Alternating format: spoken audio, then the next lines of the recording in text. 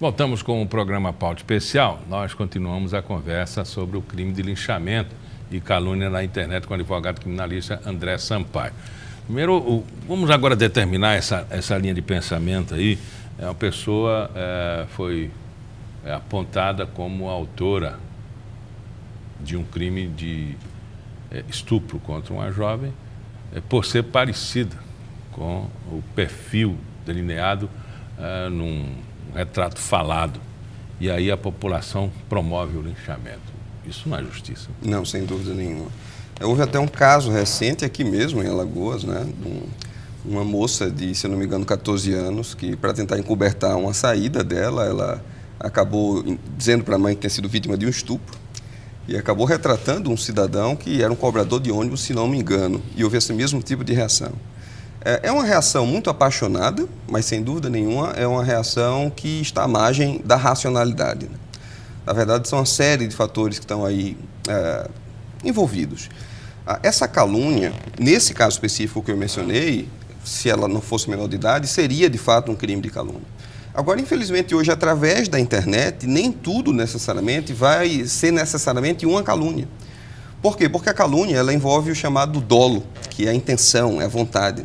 Então, você sabe que aquele cidadão não fez aquilo e mesmo assim você diz que fez. E aí você tem um crime de calúnia. Isso. Só que muitas vezes essas notícias são propagadas no erro. Você recebe uma notícia enviesada, ou a notícia não chega completa, ou por uma impressão equivocada de uma notícia entrecortada que você recebeu, você passa adiante. E esse ruído normal dos meios de comunicação vão fazer com que lá na ponta a notícia chegue modificada, mais ou menos como um telefone sem fio. Isso. E aí essa notícia modificada, em si, por si só, não é a calúnia envolve um autor que conscientemente proferiu a mentira. Mas na outra ponta temos essa reação também irracional, que em momento nenhum pode ser traduzida como justiça. Esse justiçamento, que ao meu ver de justiça não deveria ter nem ali no radical da palavra, ele é uma reação apaixonada de quem quer pura e simplesmente transmitir ou descontar algum tipo de raiva. Uma raiva compreensível, mas é uma raiva que as instituições se propuseram como o ponto de racionalidade dela, né? Mas é uma avaliação assodada, que às vezes acontecem até no meio policial. Exato. Né? Por indícios se aponta para alguém. Exato, sem dúvida nenhuma. O nosso aparelho penal é um aparelho muito precário, Miguel, por uma série de fatores, dentre eles o fator econômico mesmo, a falta de investimento numa série de áreas. Isso faz com que muitas vezes algumas conclusões assodadas sejam tomadas. E essas conclusões são perigosíssimas, porque o aparelho penal é o aparelho institucional que tem o condão de acabar com a vida do cidadão. Um cidadão que uma vez tenha atravessado esse aparelho equivocadamente, seja apontado equivocadamente como estuprador, como um assassino, ele dificilmente vai ter essa nódoa apagada do seu histórico. E existe uma mácula até na carreira do jornalista que já se desculpou, ele faz palestras sobre isso, teve isso como, vamos dizer assim, uma tentativa de recuperar até inclusive a iniciativa dele e o gosto pelo jornalismo, que foi aquele episódio da Escola de Base de São Paulo. Sim, perfeito. Ali se destruiu uma instituição de ensino, se destruiu a carreira de professores, dos donos das escolas, os dois terminaram morrendo por doenças, né? Em consequência, provavelmente, pela calúnia, né, e difamação que foi enfrentada, mas foi promovido pela polícia, pelos indícios da polícia. Exato. Tem uma frase de Kafka, não lembro agora se é no processo, na colônia penal, que ele fala, muitos são absolvidos, mas poucos são verdadeiramente inocentados. Justamente por esse aparelho que faz com que os que atravessem ele, os que passam por um processo, os que passam por uma investigação, nesse caso da escola de base, sequer processo virou. Foi na fase investigativa que um delegado vai à mídia dizer que tinha certeza, que tinha havido os abusos, indiciou eles, mas o promotor nem denunciá-los quis, por entender que não havia os elementos para isso. Nesse caso, os cidadãos vão ficar com o estigma, né, do crime, que não aconteceu aparentemente, para o resto da vida. Eles carregaram o resto da vida, né, os dois faleceram. Porque se você tem a sua oportunidade, por exemplo, de colocar um filho seu numa escola onde os donos não passaram por esse procedimento, e na outra que os donos passaram por esse procedimento, é natural que você queira colocar nas que os donos têm o chamado passado limpo, né, a ficha limpa. Isso acaba com a vida de alguém que fez com que eles tivessem um revés financeiro, inigualável. Isso foi reverberando no meio social, primeiro na polícia, no meio social e na vida deles. Tem uma frase do direito, eu não sei exatamente, porque também desconheço, mas me parece que é assim, mas vale um culpado inocentado do que um inocente preso. Isso, o sistema ele é feito, na verdade deveria ser feito, para evitar que um único inocente pudesse ser colocado atrás das grades. É claro que é um preço para isso, né? As garantias elas existem para evitar isso. E o preço que normalmente se atribui a elas, mas diretamente não se pode atribuir a elas, é ter uma série de pessoas que de fato poderiam ser culpados, poderiam ser condenados por um crime e que são inocentados. É uma escolha democrática, é uma escolha racional. Entender que é melhor que o inocente esteja solto, que o inocente não seja preso, não passe um dia só na prisão. E o custo para isso é ter alguns culpados que deveriam estar lá e não estar. É claro, o ideal, o sistema perfeito, aquele que nós humanos falíveis jamais vamos criar, é aquele sistema que conseguisse, de forma cabal, saber quem é o inocente que tem que ficar solto e o culpado que tem que estar preso.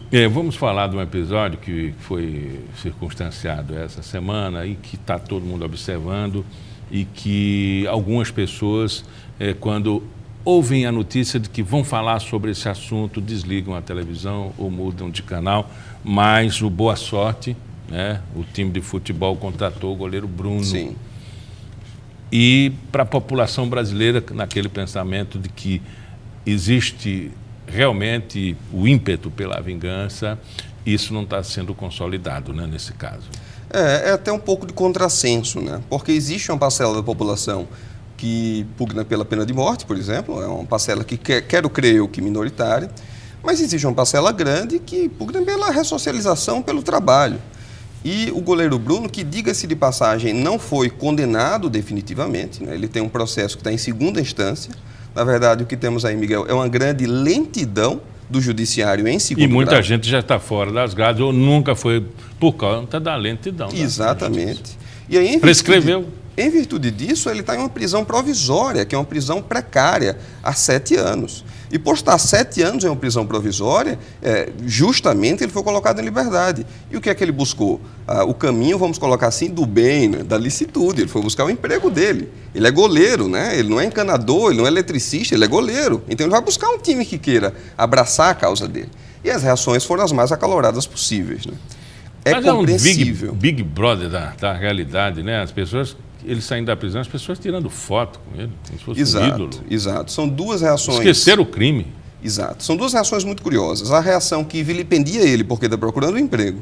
E a reação que idolatra ele, né? Porque ele foi alguém, era um goleiro do Flamengo, alguém que foi eleito como uma espécie de símbolo, né? De uma geração, de uma determinada torcida.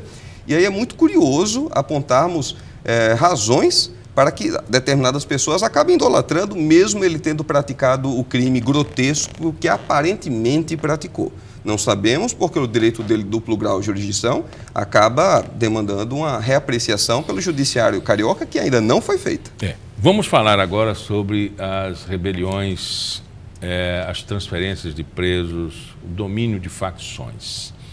Não se pode, um país sério, uma ressocialização, um aparelho judicial conviver com a situação dessa. Sim, eu acho que, não sei se foi contigo ou com o outro entrevistador, que conversamos sobre isso em outra oportunidade. Eu não acho que a ressocialização exista. Eu acho que a ressocialização é mais um discurso do que uma prática.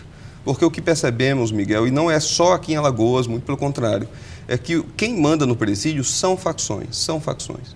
Então, quando a lei ela determina que, por exemplo, o preso, uma vez que ele entre no sistema, ele seja distribuído em razão da sua idade, do seu sexo e do tipo de crime que ele praticou, essa lei ela não consegue ser cumprida. Mal se cumpre a distinção por sexo, no presídio feminino e masculino.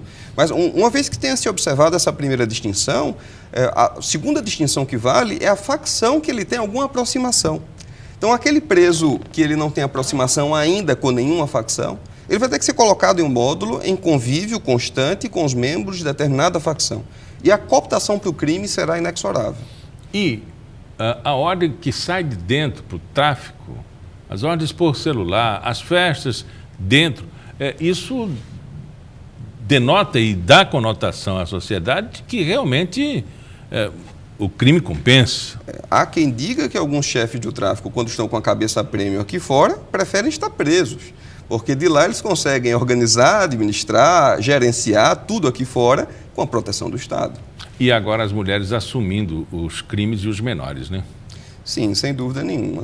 Faz parte dessa organização, né? O próprio organograma dela, ela prevê quem é que deverá assumir a culpa em algumas situações, né? Agora, a polícia, relato de policiais, diz: esse rapaz eu já prendi 4, 5 vezes e vou ter que entregá-lo ao delegado, que vai soltá-lo daqui a pouco e ele vai voltar a cometer o crime por conta da droga. A droga, ela tem grande influência nessa situação dos pequenos furtos. Ela se destaca como um início da criminalidade, abriu as portas da criminalidade por conta disso? Na verdade, eu não falaria especificamente da droga, mas da nossa política de drogas. Se tivéssemos que apontar um grande culpado, não há grandes culpados, né? Mas um grande vetor aí seria a nossa política de drogas, que só faz com que morra gente dos dois lados, se colocarmos em dois lados. Morrem muitos policiais e morrem muitos supostos traficantes, em virtude de uma política anacrônica. É uma política que não demonstrou resultado há décadas, nem no Brasil, nem fora do Brasil. Isso tem que ser repensado e dado o tratamento adequado à droga, porque isso acabou gerando monstros, organizações que, disputando o poder entre elas, acabaram se armando, né? Buscando armamento cada vez mais pesado, ao ponto de superarem o da polícia e a polícia não ter como rivalizar esse tipo de situação. Então, a política de drogas tem que ser repensada e, sobretudo, muito bem discriminado quem é o usuário e quem é o traficante. Conversamos com André Sampaio, advogado criminalista e professor universitário. Muito obrigado pela entrevista. Eu que agradeço, Miguel. A simplicidade da arte intuitiva, sem o auxílio luxuoso da técnica, encanta os sentidos de forma peculiar e profunda.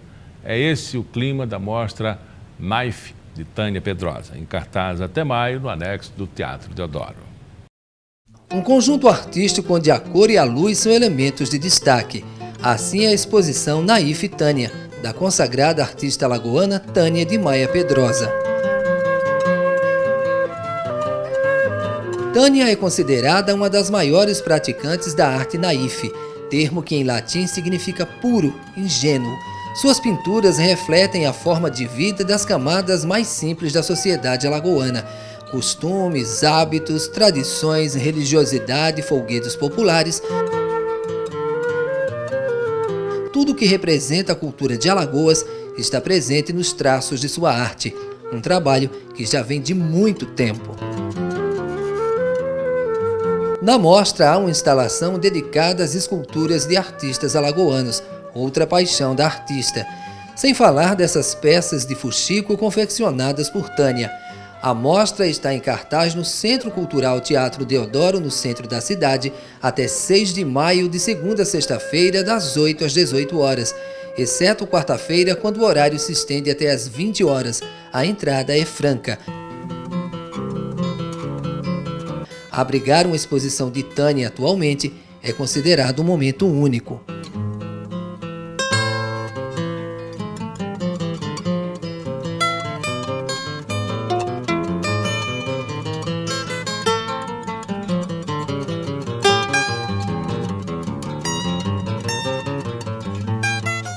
O Pauta Especial fica por aqui. Voltamos no nosso próximo encontro às 11h30 da manhã, com reprise às 4h30 da tarde. Até lá.